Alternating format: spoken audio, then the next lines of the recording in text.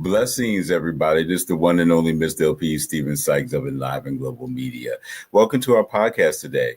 I'm going to give everybody a couple of moments to join in, as I was told last week that I didn't give enough people a chance to time, give them a few seconds. So I figured, okay, let me try to do do that. So I'm going to give it a little bit of a few seconds, moments to let everybody join in.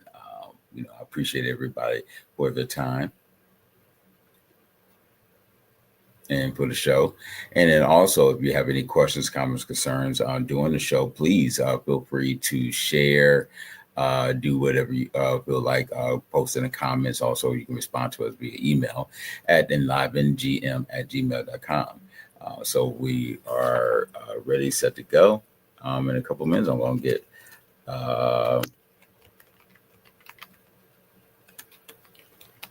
give a few seconds, moments, I guess would be a better term.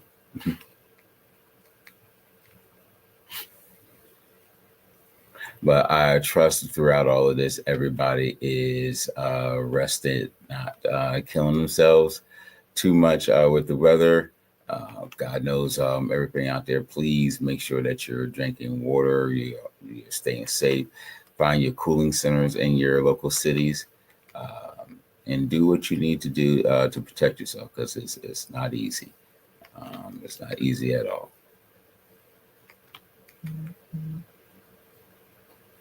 Okay, so we're going to go ahead and get started with today's show.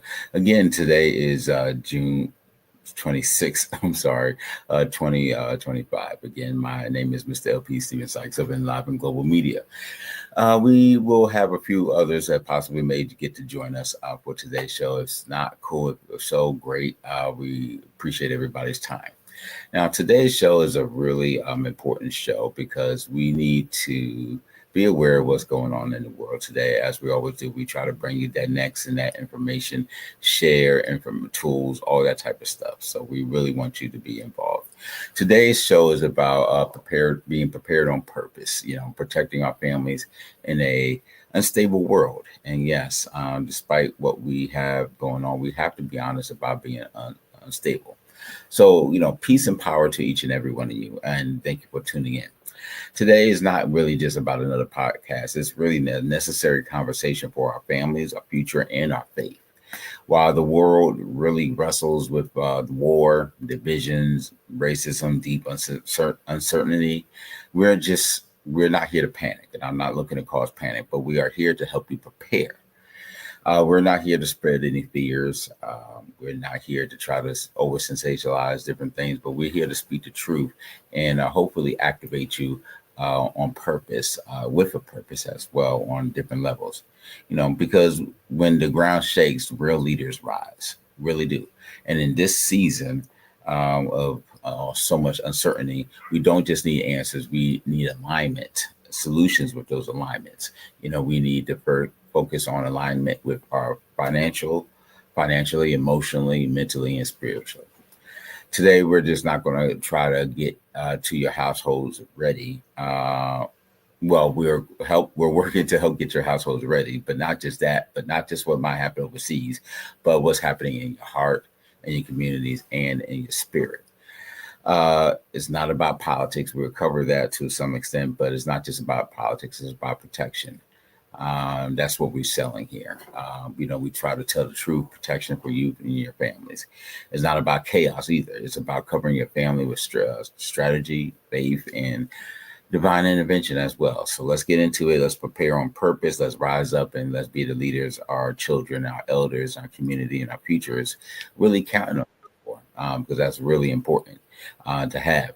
And joining us today, she was able to make it in. We have the wonderful and talented Miss Arthur Tracy Hardy Scott, better known as Raw Silk, better known as my boss. How are you doing today, Quinn?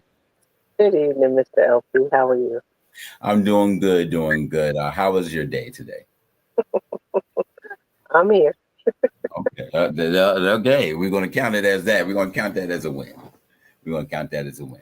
I was just going over the opening statement that we were having. I was giving a few people a few chances to join in, but I was just letting people know that today's before we get into that, just off the rip, what is in your heart at this moment? Like, as you're getting off work, as you're dealing with families and things like that, what's on your heart? What's on my heart at this very present moment is I'm tired. I'm tired of having the same conversation. Tired of trying to help and educate people who some just don't care or don't want it or too stubborn and push back on facts. I'm just tired. We keep having the same conversations, expecting different results. So yeah, that's what's honestly on my heart. Is just like you get to a point where it's just like I'm fed up. I had this conversation with you earlier when I said I now realize why there's certain animals that we never got to see is because their ass never made the ark because they didn't want to pay attention. They don't want to hear. And so what I've learned is in this process, everybody is not meant to be saved. All you can do is extend a hand and say, hey, let me help you. Let me educate you on some things. And then you have to make the best decisions for yourself. I'm tired that our people, particularly people of color, for some reason, think that because they're allowed in the boardrooms and in the certain spaces that we've arrived, that the work is over and we still don't have work that needs to be done. I'm tired of complacency. I'm tired of not having truthful and transparent conversations. We sugarcoat everything to make each other feel warm and fuzzy about things instead of calling people out on their ish. And so, yeah, I'm tired. I understand on that. I totally understand because we can't keep going along with what we got. That's just not going to work. But what I was saying in the beginning was that, why we wrestle with the war, division, and deep uncertainty. We're not here to cause panic. We want people to prepare. We're not looking to spread fear. We want to speak the truth and activate, everybody's purpose, unlocking themselves. When the ground shakes, the real leaders rise. It always happens, and we have to be in alignment financially, emotionally, mentally, and spiritually. And it's not just about what's happening overseas, but what's in our heart, our communities, and spirit. And one of the things is that we got to stop with this thing that we're only going to make change when it sadly affects our wallets, and that's just really crazy to me. And we have to rise up and let ourselves be the leaders, from top to bottom and bottom to top. Our children, our elders, and our communities are waiting for. I'm going to encourage everybody to grab their pens and papers and notebooks, your cell phones, whatever, because as always, we try to bring that next, as they say. I don't know if we can use that phrase. Is that still early 2000s or 90s? I'm bringing that next. I don't know. Is it? Did I lose my card today? Okay, yeah. Okay, I lost my card today. Okay. Well, we're going to bring that. I maybe I need to turn on BET today and see what's that. Let me stop. Okay, you're on mute, so if you said something, I don't know. It was best that I was on mute. Okay. Like they said, sometimes it's best not to say anything, I guess. Well, one of the things I'm going to share our screen for a half a moment here. Okay, here we go. You know how things always is. It just never one of works when you prepare. Okay, here we go. Okay, so it may be a little bit small on your end, but to the hopefully everybody else you can see. But one of the things that we need to talk about is the first section is financial fortification during wartime.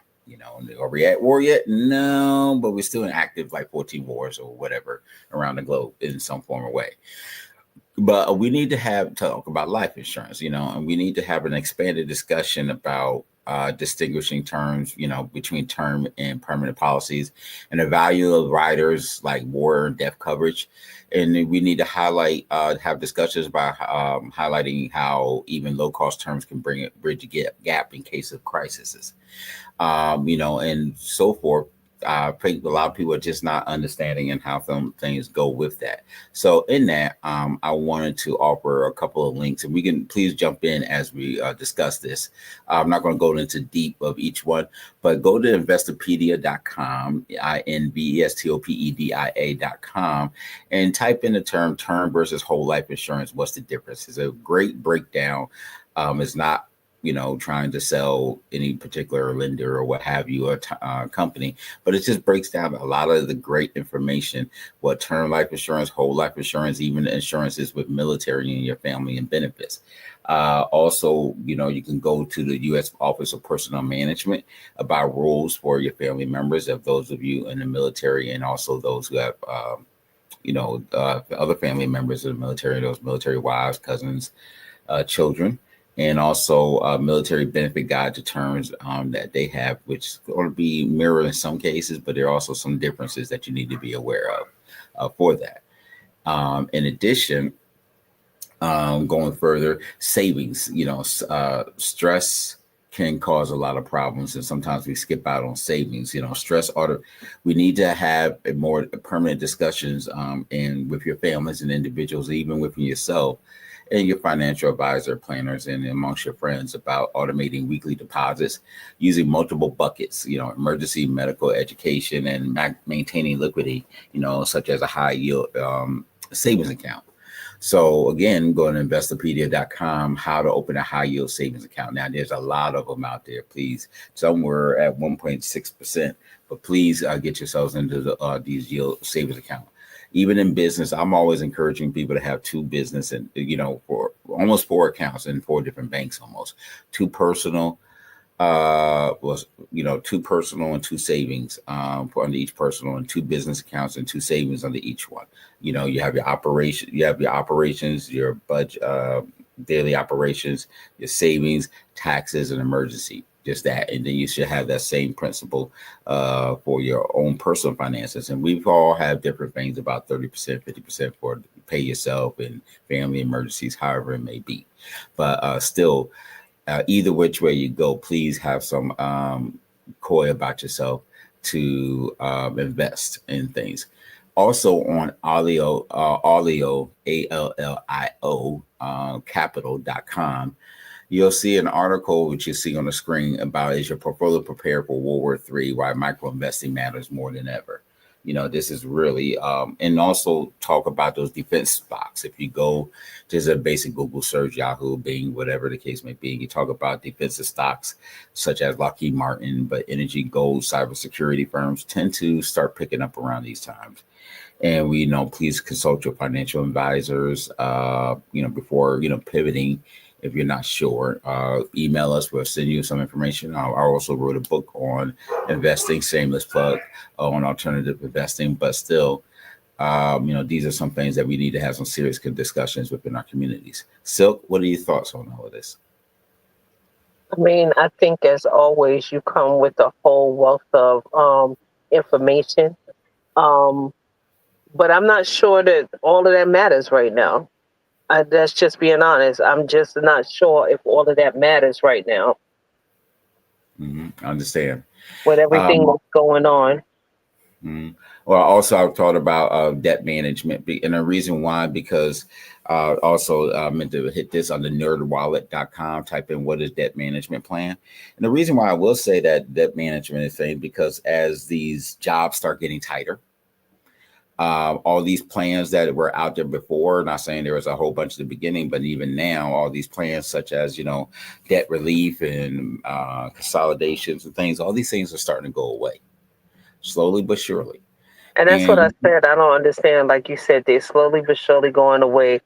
And do we really entrust that up underneath this leadership that we would get out everything that we put in? Like, do we really feel like we would really get that this would be to our benefit? Because I don't. I think that their hands is in everything. And I think that if this was the ability to utilize to control us even greater and even further, it's a reason why our Hispanic brothers and sisters don't trust banks.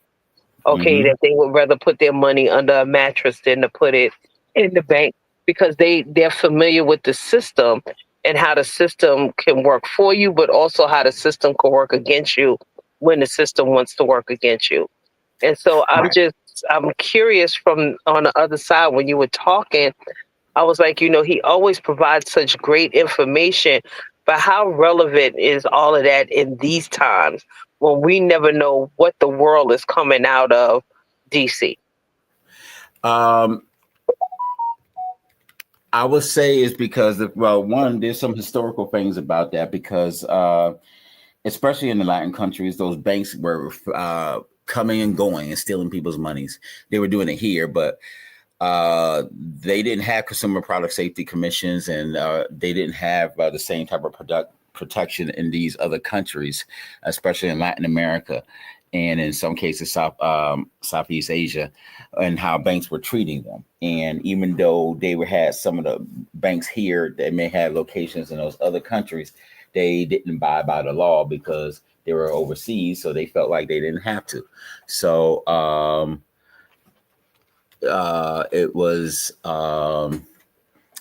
their way of saying we can get away with whatever we wanted. So that's kind of how that went there. And it was a really shameful ploy that, goes from there.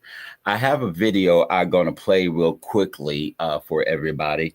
Um, I'm going to switch over. If you give me a half a second, I'm going to stop sharing it here. Um, you still there with me, Silk? I am. Okay. Give me a second. I'm gonna play this video here and let everybody roll. And give me a half a second here.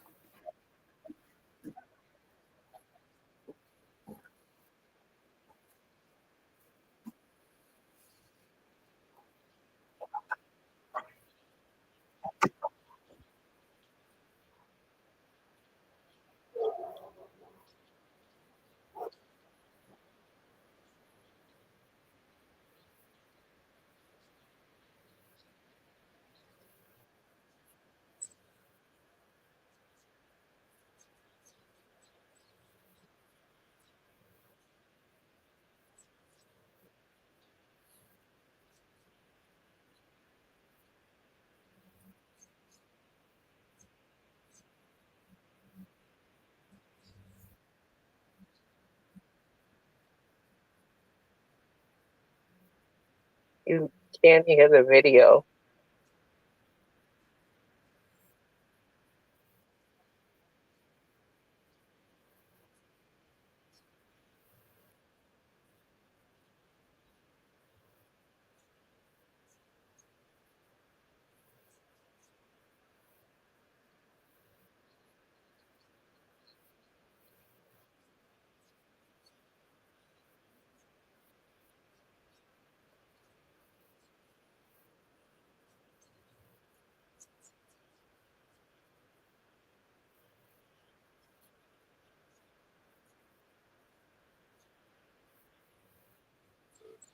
Mr. LP, you don't hear your video.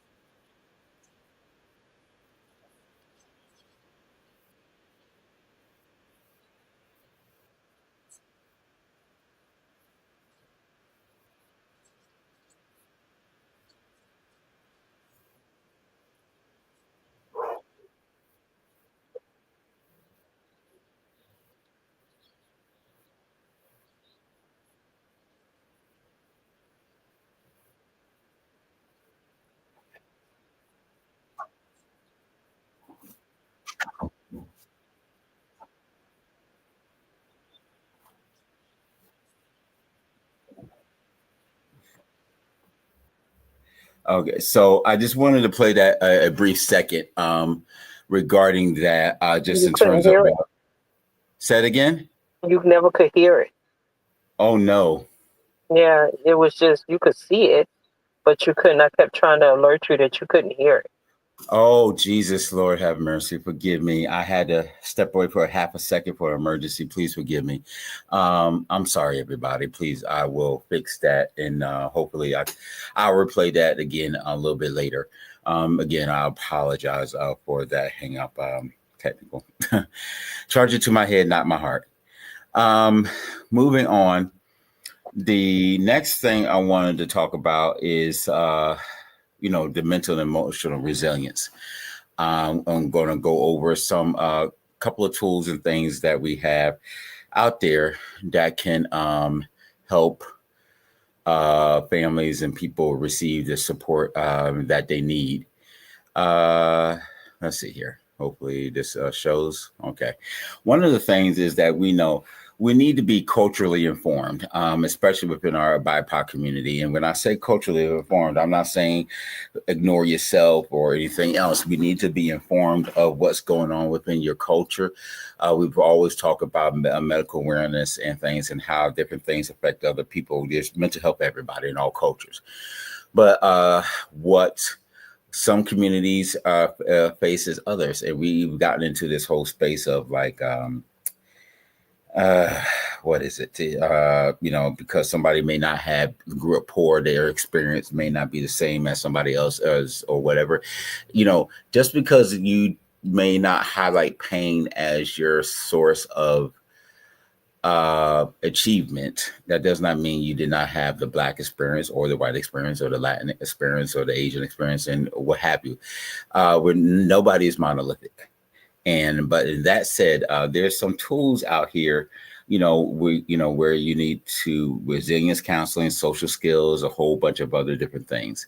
And that you have Magellan Healthcare here, which has if you go to MagellanHealthcare.com, Magellan healthcare. And I'm just spelling out for those who may be just listening. There's an article called BIPOC Mental Health National Resources. And there's a brevity of information on the providers in your state, other directories that service a whole bunch of different states, Asians for mental health, Latinos therapy in psych, Black Mental Health Alliance, Black Virtual Wellness Directory, Boris Lawrence of Hudson, the Foundation Resource Directory, Therapy Guides, Inclusive Therapists, a coma for those indigenous, a Loveland Foundation, the Nat Ministry on One Sky Center. Just a preview of information. As you can see, I'm scrolling through on the screen. That is a lot out here for you, regardless of your background, regardless of culture, regardless of ethnicity. There's a lot here, and I encourage everybody to please take a look at this, even if you think those who are in the teaching and social services and mental health and all these other things. You think, oh, I got this, or what have you. I don't give a flying blank. Just go take a moment and review, because you never know. No one knows everything. And I have a thirst for knowledge, and I try to share that information with our community. So please take that information here and do what you can just to review for yourself. Additionally, there's Mental Health America here, and they have a good article about tips of success for yourself and your families. That is a very good article that can help shed light to some different things for you and your family. That's really good, for competency, and also it helps with building routine. I think what happens all the time, and you obviously growing up kids, we may not like anything. We fight with our kids and teenagers now. We always say our teens are the worst years, or those terrible 2s and 3s, because those are the years that, we really we should have structure every year, but those are the years that really structure is really starting to be put into place. And, as we all know, when you have small, consistent habits that, that you do every day, they start becoming long-term habits, and you build in routine. The Mental Health Alliance, creating healthy routines, and how to build a mental health routine. There's all within this article here that can really help you out for your families. And the last thing is we really need to talk about family check-ins. We don't do a very good job about that. There's the Life 360 app. I really do believe that families, every household should have that app, even and just pay. If you want the advanced thing that you can check for previous days, that's a fee. But the basic version they keep you up with the same day or the previous day as well, and check in, see where they are, what have you. And also, there's other resources here for family checkup that also helps because I talked in a previous YouTube shorts and also in the reels about our missing children. Right now, this is an extreme uptake. Every year is well over between children and teens. There's almost a 430,000 that goes missing, unaccounted for. We don't know every year. This year, we're already at 300,000 and we just at half the year. We're about to blow that number out. And this is not a record. This should not be a record we look to achieve. Silk, what do you think about this section about the mental health aspect? You gave a whole lot there. Again, I guess it must be because of my tired state. Because I promise you, it's like if you really truly cared about my mental health and well being, stop stressing me the fuck out. Plain and simple. Start it. Let's even the playing field. Stop pumping the toxins that you're pumping into our children through vaccination. Stop pumping the toxins in our community with the vape shops and all of this other stuff. So again, to me, whereas yeah, it might be a wealth of information out there, but then I look at it sometimes, Mr. LP, with a third eye, and I say, are you just out here to pimp more for the money that you know that you can get? Because realistically and stuff, like if you were really truly cared about our well-being, our mental health, it's real simple. Even the playing field. Even the Mm-hmm. playing field. Pay people what they're worth, okay? Number one. Make true, attainable, sustainable housing instead of this foolishness of affordability that it's not affordable for anybody. There's so many things that we could talk about to throw into this pot. I mean, if that resource is out there and it helps one person, wonderful, absolutely. But then again, to me, eliminate the problem and then you won't have these issues. Let's do that. Let's focus. Let's get all of these organizations together and start eliminating the problems that are contributing to why these issues exist in the first place. Exactly. As they say in every good case in the world, follow the money. Sadly, and actually in today's world, it's not even just the money; it's just follow the foolishness, and they'll lead you right there. And sadly, is always the biggest fools with the most power. And as we see today, not just in the U.S., just all around the world, and things like that, because people treat your health, your life, your politics, all this as a joke, and it's not a joke. The third thing I want to jump into is the spiritual alignment and community grounding.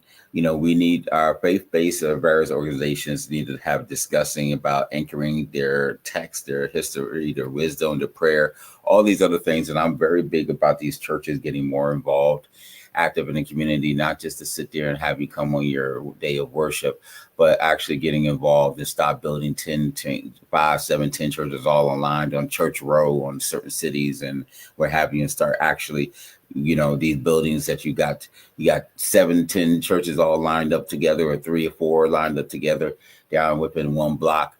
You got maybe a certain number of members, but they all could be in one building. And then you take the other building, you could have a wellness center, a legal center, a housing center, a cooling center, a heating center, all the things for your communities.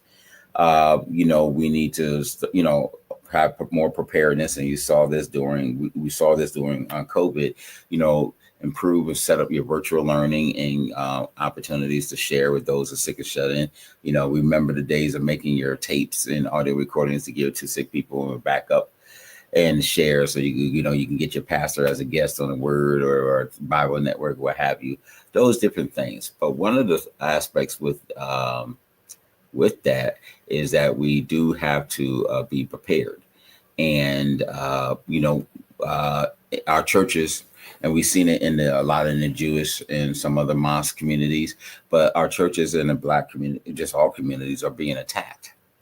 And that needs to stop. So one of the things, there's an article here with FEMA that talks about engaging faith-based organizations and community organizations about disaster and emergency management.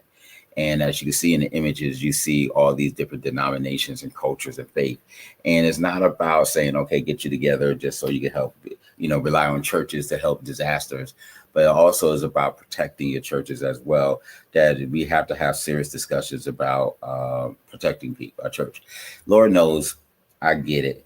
A lot of churches don't want to have guns and weapons in churches and things, but sadly, we are in a state now that, and granted, we got the deacon boards and security councils and teams and things, but we have to do more than the deacon board just standing up inside the church, and help passing out the trays for money and telling the kids be quiet. We really have to have a more security safety plan in place. Just like you do more security in your other activities, such as your sororities and fraternities, than you do in churches or your places of jobs. I get it, or even a corner store. We need to have that, even if not more of a level of security, because you got the elderly and your children there. So we need to start having an honest discussion about this, and that I get tradition, but just as things change with society, I'm not saying the principles, but our safety is more important than anything else in following some tradition. Also, Homeland Security, one thing they did not take down, thank goodness, is dhs.gov/faith. There's discussion and articles about disaster plan, emergency preparedness for obviously anything that happens, but also for safety. Start being and connecting with your local county, state, federal police about different events. If you have a block party and something else going on, let the local police know so they can have an officer around. All these different things that could have been done to help save things. We see this happening in Minnesota, Colorado, not just the same. Those are just the big news. We see it happening in larger areas as well that sometimes just doesn't get reported, a lot of times underreported. So these are something that we really need to have some serious discussions about. Silk? I agree. I think that every family and every household should have, a plan into place, whether you go to church or not. I think that Hurricane Katrina kind of taught us, and some of the local disasters that we've had have taught us what it looks like not to be prepared as a family, um, what to do, where to go, what we should have. I know that a couple of people, including our dear friend Amanda, had Mm. even posted on social media the other day, bomb shelters and things that you should do to be prepared. It's like so funny because people run to the store and they buy all of this stuff, but they don't realize that if a disaster hits and you don't have power, an electric can opener is not going to do it. It's like so funny because I'm old school. I know how to open up a can with a knife. Yep. Okay, we were taught that at a very young age. And it Um, should be easier now because they made so thin now. Exactly. It should be much easier than it was back then, right?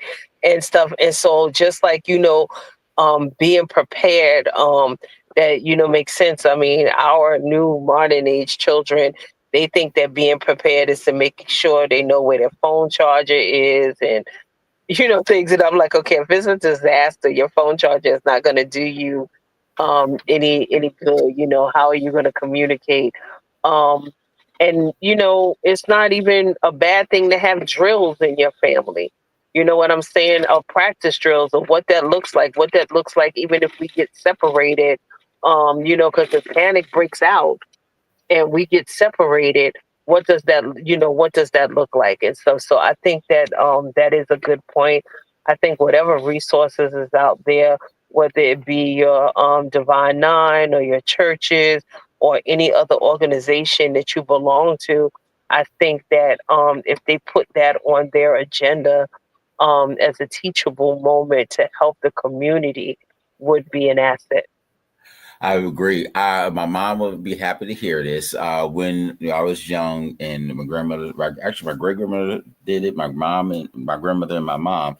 So if something happened, fire burn you somewhere else. And now keep in mind, we come from the days of where kids were small and you were running around the streets like any old thing. It wasn't uncommon seeing 6, 7, 8, 9, 10-year-old kids on the bus by themselves, up on the trains or whatever, or you caught the bus, or the conductor watch over you, the stewardess, if you got on a plane or a train, that type of thing. Now, obviously, not doesn't happen as often anymore, but you knew where to go in case something happened. So, for example, I got on the bus too early, and I knew my parents. They were, the kids. We ran and walked down. We were running down the street, catch the bus, and the bus was going. So we caught the bus, and then they had to wait. So I went to my neighbor's house, and we knew safety thing. Your kids need to know. At some point in time, your kids need to start knowing their social security numbers and their birthday. Um, you know, I'm not sure if we still doing old school where we writing your birth name and birthday on your underwear, as grandma used to do, that type of thing. We also had the thing of, your children, by the time they're 4 or 5, they need to know your name, not mom or B mom, grandmom or whatever, those type of things. You need to know some emergencies. Your kids need to know your addresses. I'm sorry, if the kid can learn the rap song and everything else in school and things like that, by the time you're 4 and 5, you should know your address and things as emergency, those contact type of things. Tie it to your shoe. We had the index card that got stuck in your book bag, so if you got lost and the kid was always with the book bag to get you know where to go and find your parents, those type of things. So I know I'm calling out some ages and some groups here, but some of you may not know about, but that's important. What was some of the emergency tools that things you were taught when if you got separated? So I mean, definitely, you brought it back what you said. I remember my uncles and them walking around with the information sharpied in their underwear and stuff like that. So that was like funny. We had lockets. Um, Always keep flashlight and batteries. Was one of the major ones. How to open up a can with a knife. The difference between perishable and non-perishable, items and how long, the shelf life you can go. So things that you could eat every day that you look at, different flowers and stuff like that, to give you nourishment, or water and stuff like that. And you thought that was like some of the stupidest stuff. Like, are you like kidding me? Like, really? But yeah, now oh you remember exactly. Now you remember, all of those things. To think about it. But then think about it, the world has changed so because when we were coming up, we had that one channel that you would turn to and it would give you all of the information, where to go and everything and stuff like that. And they don't have that anymore, right? yeah, Yeah, they don't. the PBS channels, and then Right, when cable started getting going, we had the Weather Channel, and then right. the local news Exactly. report. So there's like not really one location to go. I'm sure that I know that in some of the churches that I've attended, they have things for their members, and that they inform them. But what about non-members? What about if you happen to be out and you don't particularly belong to this church, or even uh that's not your place of worship or the type of place that you go to worship? What does that look like? Exactly. You shouldn't be just about whatever. Like, I'm sorry, every church should have a first aid training offered, or monthly or every other month. Bomb shelter, food collection, what to have. It should be required. I remember grandma having in the bottom of the closet, the apartment, we had like certain number of cans of beans and stuff. Now that food from the PX, God knows, I think stuff here goes out like a year or something like that. That stuff says, I think it was purchased in 74 and it was good till 85. I mean, just some of that stuff was terrible, but it's important to have. The next section I'm hitting up is medical health readiness, which is terribly bad, which we talked about a little bit here. First aid preparedness, comprehensive training and things for kids. Kids should know the Heimlich maneuver. That was something you had to do. That was required in schools. CPR, what happens if you lost a finger or got cut, what iodines and things to use to mix up, and especially in the Boy Scouts, Girl Scouts. It wasn't even just in there, what to do if you're in the middle of the woods or outside or lost, if you got cut, and what burns, what doesn't burn. We should have also emergency documents, which I know of so many people don't have copies of things in your lockbox, fire protected box, or safe deposit box. Those type of things are very important in it. So in preparing for that, there was I tried to have the adata.org, adata.org / emergency hyphen preparedness. I know that's a lot, but the national network, ADA, National Network Information Guidance and Training on Americans with Disabilities and other things. But this is a training guide, not for those with ADA, but they have resources here on this website about emergency preparedness for those with not just with disabilities, but all those on the spectrum, other different issues, those who were sick from COVID, those who are still suffering from those different issues, and also how to prepare for other planning guides and resilience information for families with other forms of disability, how to prepare for, again, you'll see from the National Rehabilitation Center. They have a great thing for disaster preparedness resources, recovery resources, where to get different items, websites to ask questions, even for those in Espanol and other languages, and those who are from different cultures, from Asian cultures, what you might need in terms of medicine and food and other resources. There's also FEMA, FEMA.gov, emergency management, national preparedness. They have planning guides for everything. For houses of worship, comprehensive for your own home, for the schools. Download some of the stuff and review it. Ask your principal, get in there, teachers and other things. What is that? What will happen if something happens and power goes out, there's some bomb or there's some disaster? What is your plan? We have fire drills, but right now we're in a world that is more to it than just fire drills. We have to do a variety of different things. Ensure that your local officials, not just your congressmen, but your local delegates, have some type of information on hand regarding to all the schools. Your delegates should be familiar on a first name basis of all the principals of all your schools in that, and not just the K through 12, but also your community colleges and training programs about what's your disaster planning, what's your safety, what's your cyber protection and things. Do you know your, granted, we may not have internet things, but you should be comfortable that you've changed your passwords and things securely enough. Catch up with your elders. They do not want to sign up for online banking and tracking their information and their spending habits going to a text message so you know what's happening. Stop it. Stop it. Stop it. This is just not Mr. LP talking about a techie thing.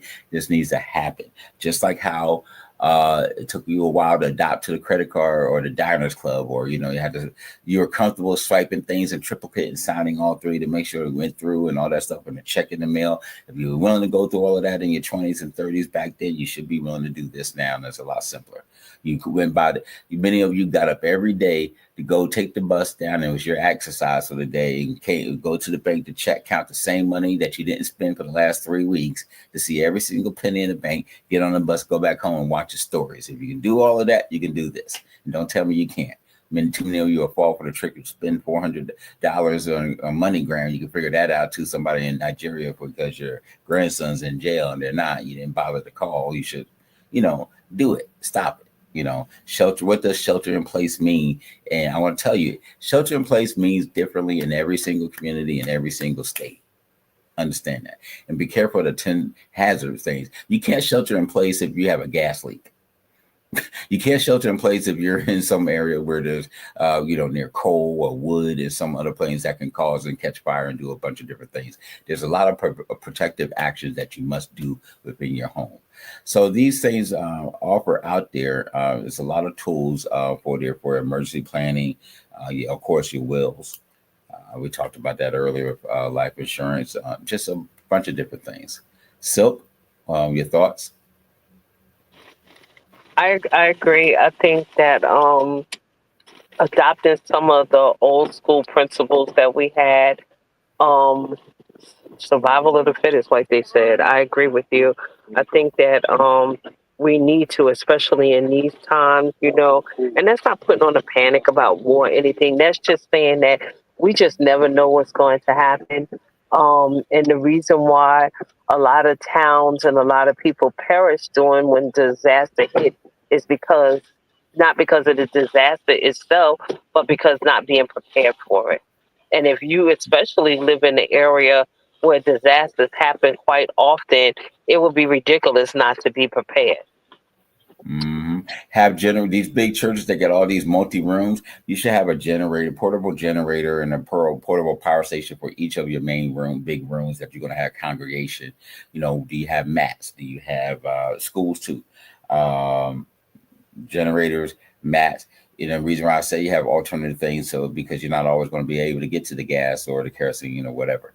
Also, in your homes, have those plugs that you can plug into your homes that has a converter plug. So if you get a little portable power station that can go plug in your home and that can last for a certain number of days, but also your gas generators and things, people don't have those converters. It's about time that we start looking into that. So in case power goes out, flick the switch, plug up that generator or that battery power station. There's plenty of them. Anchor makes a lot of great ones that can power your home for 2 or 3 days. I think one of the other things too is that we have to talk about the one thing people always forget is preparing for your pets. If a Yes, ma'am. disaster hits, what that look like is, are you prepared for your pet? Is your pet chipped? Is your pet registered somewhere? And it could be any type of pet, okay? And so, I have cockatiels as well as, a dog. So what kind of plan do you have in place in case you get separated from your pet or you have to leave your pet behind in the case of a quick emergency? That's even the fish. The fish gotta have uh you know that oxygen thing. Lord Jesus, I know. Yeah, the Uh, oxygen, the filter, and all of that has to work. right. There was another term, and I just couldn't remember the name of it at the moment. I'm sorry, everybody. But yes, that is very important. All those different things, like you said. Another thing going on to the next section. I'm not going to keep everybody long. Just a couple more things. Education planning and backup. This is something that we just did not do very good when it came to our cultures and communities. School emergency protocols. Many schools got caught flat on their butt, not just with COVID, but just emergencies or shootings. We got the fire drills, we got the school shooting drills, but a lot of people just didn't have a lot of options for virtual, other sickness, health issues, lice, cold, flu, whatever. We do not have education remote planning backup. We don't talk about enough of co-op learning things in your communities, tutorings.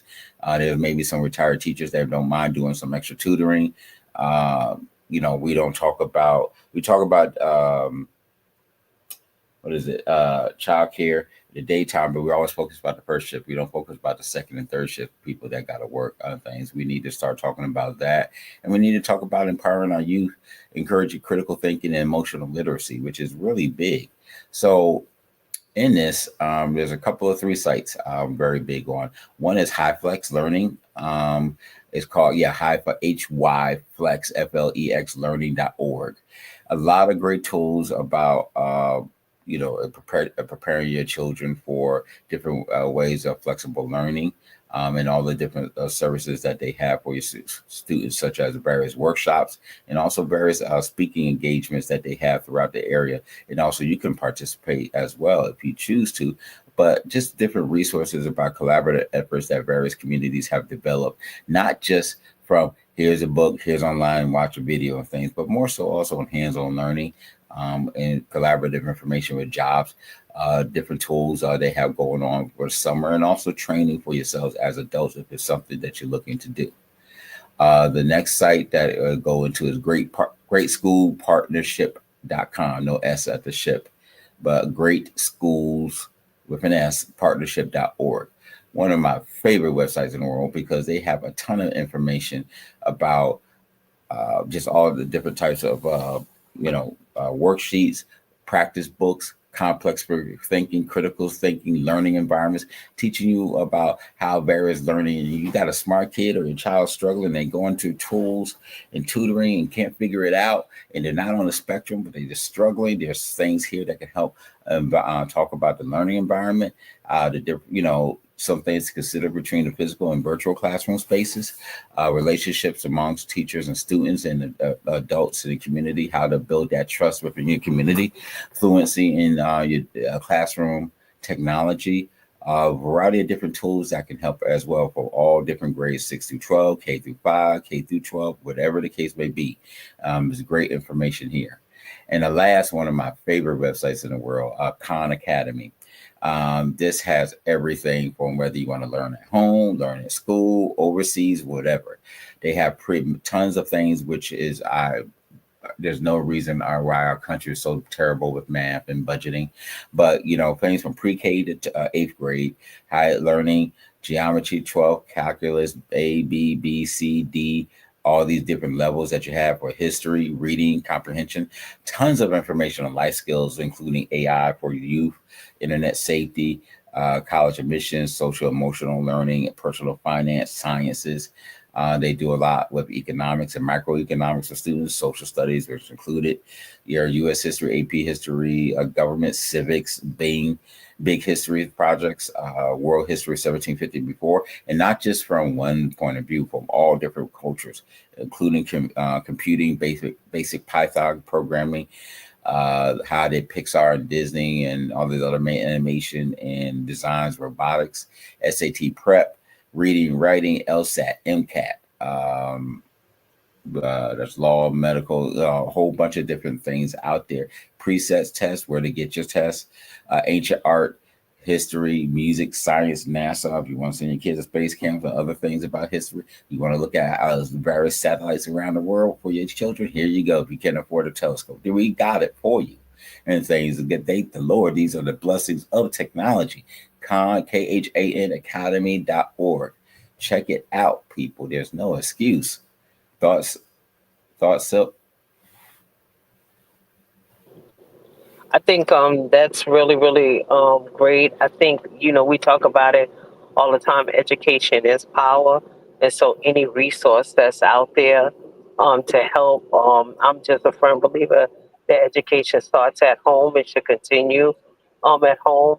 I think out of everything, one of the things that I always thought is I would love to see more libraries of color for our children and books of color for our children, so they can see images, positive images. Okay, I mean, we should not be in 2025 and our children think that Martin Luther King was the only hero in Rosa Parks that we had. And so I just think that those tools, if we can research those out and bring them into our home and introduce them in our home. One of the things that I had challenged some friends a few years ago when we was talking about Halloween and having a costume ball, and people get all up in the air about their different views of Halloween, and I was like, well, instead of doing that, come as your favorite African American hero. Make it challenging, challenge the mind. I still think, and you and I've talked about this a great deal, that some version of Schoolhouse Rock needs to come back. I would love to do it myself. I thought that was a wonderful tool when I was coming up, that educated and it still stayed with you. It was fresh, and I'm really surprised. You know, making education, fun again. Um, One of the most disheartening things for me is to hear a child say, I hate school, or they don't like going to school. Okay, because knowledge is power, and the more that they know, the better off they be. Um, I can't share with them now because I can't remember them offhand, but also there's a bunch of sites that I share with my grandchildren, teaching them foreign languages, because that's key. Being able to speak another language, being able to speak Spanish or French, you know, is instrumental. Especially, it sets them apart and puts them up on a higher scale when they go out job hunting. and they can speak another language. So I think Exactly. those are things to look at too. My only thing with languages is I struggled as much as I've tried and tried and tried. And I love now I can tell you the history and the etymology behind words, but I could never get the language straight overall, speaking it and understanding it. One of the other tools you mentioned the libraries. I have to give credit where credit's due, and only because I'm there often. Henrico County. I challenge everybody here in the Richmond area go to the Henrico County libraries, especially the Fairfield and Verona libraries. There is so much there, and they don't just do it because of Black History, this, that, and the other, whatever. No, it's there 24/7. The amount of and I posted a lot of the information there online myself. There's a lot of African American and Latino and Asian authors that come speak all the time. You that travel around the globe, and especially here in the U.S., up and down the East Coast.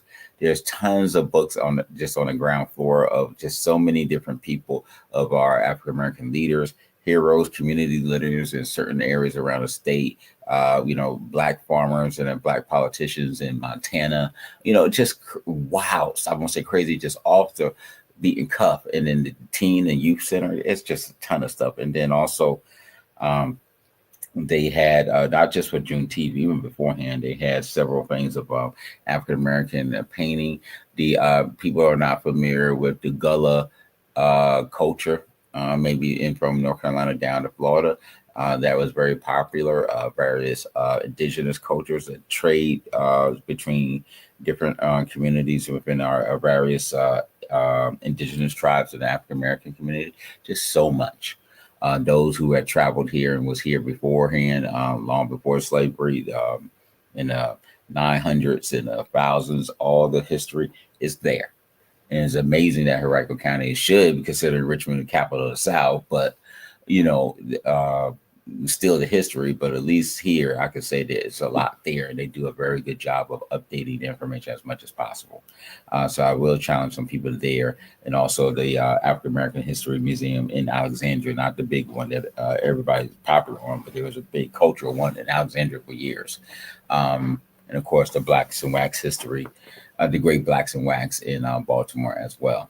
One of the other tools here is on parents.com that I had up earlier. Why third spaces play a crucial role for lives of Black teens.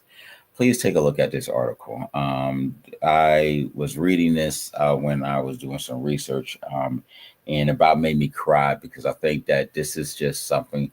Third spaces is something that's not talked about. You mentioned this before, Silk. Help build teens, especially our teens, in terms of our supportive relationship with peers, finding community and social justice, and more. It's a very good article that addresses a lot of things, not just and why certain things is to get involved, why so they can understand it, and not necessarily say, okay, get them involved in march and do the votes, but understand and how does it affect them emotionally. You know, someone will say, I don't care, don't affect me. It does care. Not just because of George Floyd, but just any role, because when you step out that door, your parents are not always going to be there. You know, you have to use rhyme and reason and understanding what's going on and make some important decisions for yourself about budgeting, food insecurity. There's a group called Young Black and Brilliant. There's a book club that provides space outside of home and school where Black teens can connect, grow, and feel a sense of belonging. There's some other groups, help teaching how to build communities for young people. That's something I highly encourage people to do and things. I'm going to also to switch up a little bit before we close out. I got two real quick things, two quick videos I want to play. Silk, you still there with me? I am. I'm just pulling up into the driveway, getting ready to go in the house. Okay, no problem. I'm gonna play a quick, two quick videos. I'm gonna play each one separately and get your comments because I when I got these videos, I said, "Oh Lord Jesus, this is gonna be funny." I said, "Let me play this for Silk." So here's the first one. Since when does growing up in the suburbs make you less Black? Since white supremacy convinced us that poverty is a requirement for Black identity. But shouldn't Black creators be relatable? Relatable to who, though? Just because someone's story doesn't mirror yours doesn't make it invalid. Blackness is not a monolith. Okay, but I'm just saying, though, Issa Rae grew up middle class. And blackness is not defined by pain, you fool. It's not authenticated by struggle. We're allowed to exist in joy and abundance and peace, and yes, in the suburbs. But people are saying she doesn't represent the real Black experience. No, what they're saying is she doesn't perform the pain-based version of Blackness that they've been conditioned to expect. And that mindset, that's respectability politics. That's internalized anti-Blackness. Dang, I'm a victim. Dang, you're an offender. Listen, when we say stuff like this, we erase the full range of Black experiences, that entire range that we're consistently advocating for, but at the same time, dashing it every time we see it. We end up gatekeeping our own people. And let's be real, white supremacy loves when we do the job for them. Okay, so what should we be doing instead? I mean, you could start by reading a book.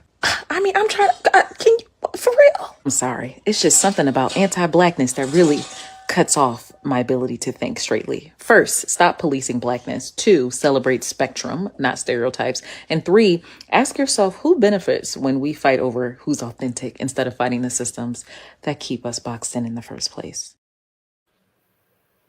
I have nothing to say. Say it again. I have nothing to say because there was no need to say absolutely anything. The only thing that I would add to that is that even in that, I thought the video was excellent. But even in that, okay, we have to start accepting some of the truth about ourselves and our people and some of the crutches that we have allowed to creep in. And then when you call them out, they want to use those type of excuses. But the reality is what the reality is. So I think it was an excellent video, but I think that it's a little bit bigger than that. Oh yeah. No, this is a small microcosm of it, but I laughed I hollered because I said this is the very same thing that you, I, and a lot of us experienced. Exactly. And articulate, like, because I did not, I grew up in the hood, but just because it was not in me or I didn't do this, I'm somehow less Black. Exactly. Or because I talk a certain way or act a certain way, or I'm fighting for us to not act a certain way and think, oh, just it's us being Black. No, it's us being a God blessed fool. I mean, just stop it. I'm trying not to cuss. And I was just like, this is it. I laughed for about 20, 30 minutes with this. Yeah, that was good. And things. So here's the second one. Now, this one I'm really going to get you and things. And I need you to hold on to the phone here. Don't drop it after you hear it. Okay. I've been hearing about other minorities asking Black people to show up and protest against ICE. Ask the Asians instead. Our shit's already being rocked. The working class ones are going to be targeted by ICE just like the Latino community. Hell, a bunch of us are already being deported and often to the wrong country. And then as for the richer ones, Trump has already banned all Chinese students from coming to the US to study and has banned all international students from coming to Harvard, which affects a whole lot of Asian international students. So anybody who looks Chinese, even if they're a US citizen, is going to be affected by this. He's put several South Asian countries on the travel ban list. So yeah, brown Asians are going to be affected too. Anyway, our voting numbers look very similar to Latinos. Just over half of us voted for Kamala and the rest went for Trump. We couldn't just fucking listen to Black people when they told us to vote for the Black lady who wasn't going to take all our civil rights away. And now we want them to come save our asses when they're getting whooped? Also, have you maybe considered that the feds want Black people to show up to the protests? Because then they have an excuse to escalate the violence. Then they have an excuse to call them riots. We saw what happened with the peaceful protests in 2020 after George Floyd was killed by a policeman. Also, if you've been paying any attention at all, Black people have been showing up to support Latinos who are potentially being deported. Look at all the videos from Compton. Just type Compton in your search bar. So why don't we do this? Why don't we let Black people make their own decisions? Stop expecting them to be your personal avengers. Mobilize the Asians. I know that if I'm in front of a cop at a protest, he's going to think twice about doing anything to me. He's not going to give me the same grace as a white person, but he's definitely going to give me more than he gives a Black person. And if you can't go to a protest, just fucking say something, especially if you live in California. Asians, I know there's a lot of you over there. I was born in the Bay Area, so I feel like I should say something. Anyway, yeah, mobilize the Asians. Stay safe out there. Love it. Absolutely love it. Because when people ask me, I'm like, listen, My logic is get on the phone and call all of your Caucasian friends that snuggle up to you and say, listen, I fully understand. Then say something, do something. Okay. And every march ain't for us. And aren't we tired of marching? My feet hurt. Nope, I laugh. not doing it. And I have a friend, and you know who I'm talking about. And I love her dearly because I hate the fact that there are some that always been for us, and don't care, and they're not trying to act a certain other race or whatever. But Right. she's always been there, always fighting. And then even in this protest stuff like that, she wasn't doing the George Floyd thing because of everybody else was doing the same as wrong. She was out there before it. And the thing I like about with her is that I appreciate people who do things out of consistency. They're not just because it's the right thing to do. Exactly. You've Exactly. been at it. So you're not only that, you're in these inner city areas where others of her white people don't want to go. She's in these spaces fighting. They get mad because, oh, you send the white woman girl here instead of she puts up with all of that stuff for years and still does it. Still to this day. And she probably could have a better job and earn more money doing other these things, but she believes in helping people regardless of her culture. And then even with this recent No Kings thing, her and her mother are out there. And her father was a professor at a university up north, and before he passed away, but he was always in a fight and helped put people of color in positions and fought for everybody and things like that. And I appreciate her to this day. But it's sad, and she used to sit there and tell you, it's sad. Where are all these people? Because it's like, okay, she's one of them that's sitting there and they don't like her because they feel like, oh, you just one of those blank lovers. And she hates that because she's been fighting for years. And it's like she tells you, don't just sit there coming to Black communities. You want to show up now. Where are you in these other churches and these stereotypical all white churches and things in the west end of town and all the stuff? She fights hard for that and things. And I know some other them don't like her and things. And I always appreciated her for that and things. But and you got some in the community that would sit there. And unfortunately, there's not enough of people like her. And just today, there was a video, maybe not for a few days. A worker tried to show me this video where, and you see it where they took clips from other videos and things. There's tons of videos where Trump signed something he's holding here, and Rubio is laughing. Supposedly, signed some bill where you don't get run over anymore. You don't get pulled over anymore for having a suspended license or no license card. You get to drive whatever as long as the car is insured. And I said, that is not true. They said it's on ABC News, Fox News, and ABC News. No, someone took the logo, and we'll catch you back, Silk, in a minute. But someone took the logo and put it on there, and people are willing to fight and believe anything and stuff like that. You got to just do some research before you start saying, oh, yeah, this is real, and start wanting to go break the law. Find out some stuff. Like Trump did not sign a ban on those skinny jeans and all these other different things that's out there that people do. Some of these things got to stop. Hopefully we can get Raw Silk back. But, some of these things got to stop, and we have to do better as a community. Do your research, do your homework. All those things are very important and such. So hopefully we can do a better job in taking care of our business regarding that. But before we close out, always we try to have cover different things, such as positive news stories and things. And also, they said we can't just get not that we were doing doom and gloom, but we always want to talk about something in entertainment or a positive news story that you may or may not have heard about. Our communities need to be aware of. One, there's a rally in South LA that amplifies Black girls and healing and justice. So let me read this a little bit about it for you. Standing for Black girls, what happened recently, and brought community members together in South Los Angeles to raise awareness about domestic violence in the BIPOC communities.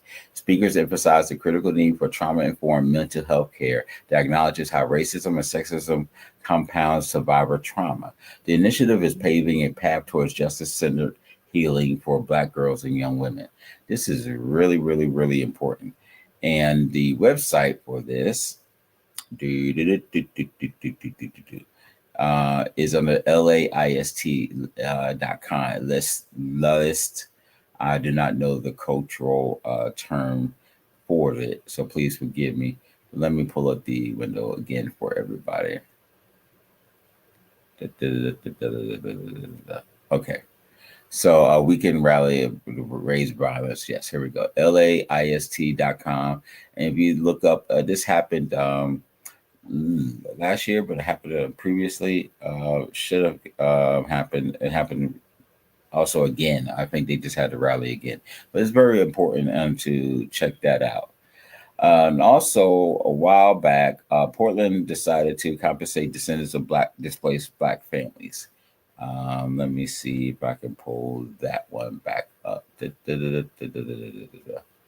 Okay, this is under National Collaborative .org weekly bulletin. But if you go to their website, you'll see some news that happened last year that a landmark move to help restore justice that we sorely need, restorative justice. Portland approved an 8.5 million settlement for descendants of black families who were historically displaced. A lot of cities need to start doing this. Probably it should be more than 8.5 million. But this decision acknowledges systemic harm and established a template for other cities seeking to repair racial equity, a major win for Black Portlanders and broader BIPOC communities. This is something that really take a look at it, do some research on this and see if this is something that, we can help pass along within our variety of cultures and cities. And last but not least, this year, Chicago High School celebrates 100 homeless students graduating, and a reminder of resilience of hope. Approximately 100 high school students and more in New York City, but also in Chicago and a lot of other places completed their graduations in a powerful ceremony. Organized by local nonprofits and community partners, the event honored their determination and emphasized the power of supportive networks fighting against odds and secure education and opportunity. Things like this is a really big testament to community-driven initiatives and providing encouragement, safety, resources, mentorship for our youth and teens. It's just so important that we have these things to help overcome housing instability. Proving that with care and investment, every young person can really walk across that stage. Really, and it's really important. I want more education, training, and other things. But you can check out this also site, blacknews.com. This happened June 23rd in just about 3 or 4 days ago, homelessness. So in New York City, there was also a similar situation in Chicago. So things like that is just really important. And I hope that through all of this that we provided some meaning of hope and support with all of this. Let me see if Silk got back on. Silk, are you here?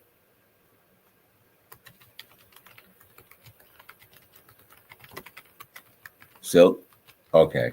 So she wasn't able to get with us. So hopefully we'll go from there. But I need for us to, family. When I'm calling you all family, regardless. Let's be perfectly clear.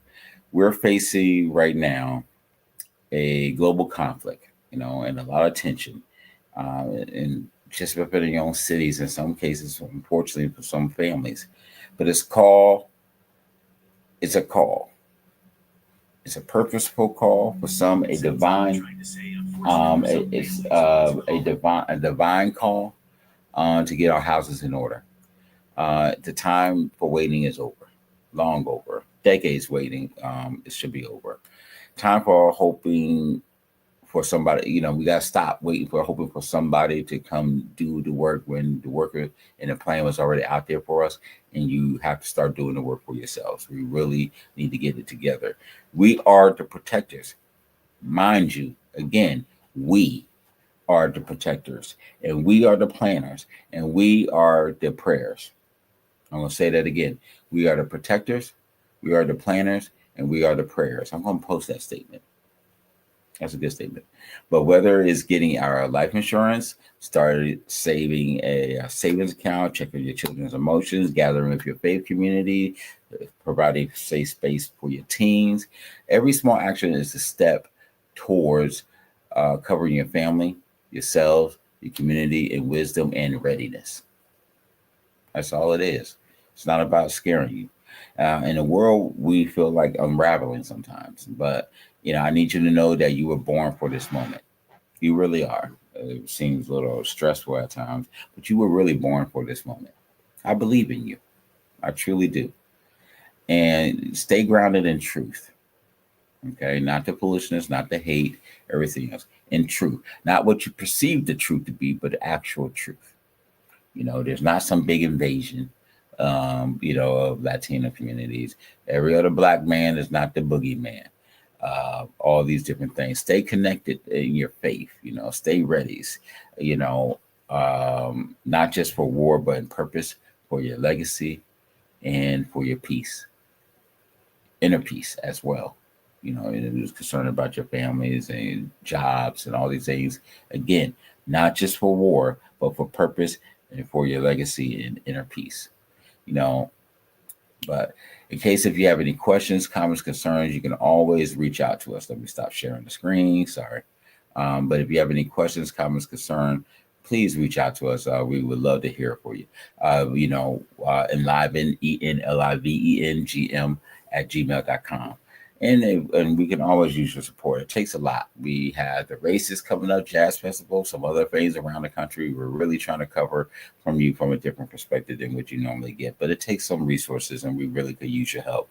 We're on Patreon, Patreon, patreon.com. Sorry for reading that too fast. But patreon.com/Enliven Global Media. That's ENLIVEN Global GLOBAL Media, MEDIA, Enliven Global Media.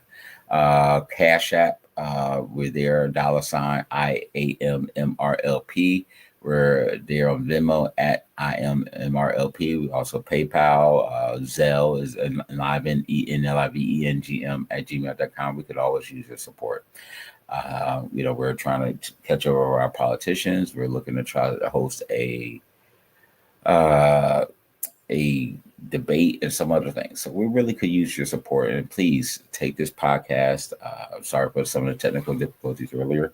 But again, please take this podcast, support us, share with your communities, and hopefully we gave you enough information that can help make some changes in you and your family's lives. Until next time, thank you. I'm Mr. LP, and remind you that don't just survive. Okay, don't just survive. Prepare, protect, and walk boldly in your calling. Okay? God bless you. Take care. Bye-bye.